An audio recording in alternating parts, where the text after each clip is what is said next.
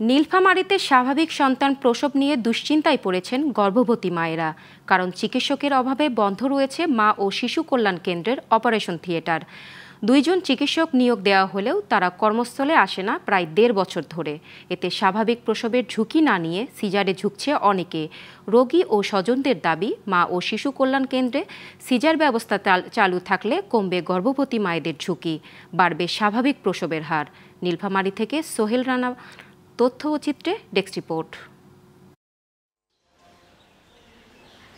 নীলফামারীর প্রত্যন্ত অঞ্চলে গর্ভবতী মায়েদের একমাত্র ভরসাস্থল মা ও শিশু কল্যাণ কেন্দ্র। এখানে একসময় হরহামেশাই হতো স্বাভাবিকভাবে সন্তান প্রসব, কিন্তু 1.5 বছর আগে 2 জন চিকিৎসক নিয়োগ দেওয়া হলেও তারা কর্মস্থলে আসে না। এতে অপারেশন থিয়েটার বন্ধ থাকায় দুশ্চিন্তায় পড়েছেন গর্ভবতী মায়েরা।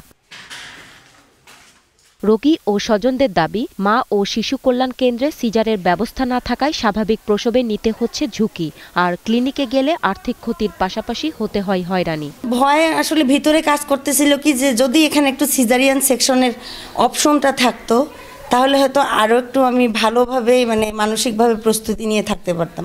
সিজারের জন্য যেহেতু এখানে নাই, কোনো ব্যবস্থা নাই, এখন মৃত্যু ছাড়া উপায় ছিল না। যদি নর্মালে না আসে তাহলে সিজার করতে হবে। একবার ভাবলাম যে এখানে যদি আসি মা ও শিশু কল্যাণ কেন্দ্রে, এখানে সিজারের ব্যবস্থা নেই। বর্তমানে একজনকে অতিরিক্ত দায়িত্ব দিয়ে মা ও শিশু কল্যাণ কেন্দ্রটি চালানো হলেও নেই তাদের সিজারের দক্ষতা। এতে হিমশিম খেতে হচ্ছে দায়িত্বরতদের।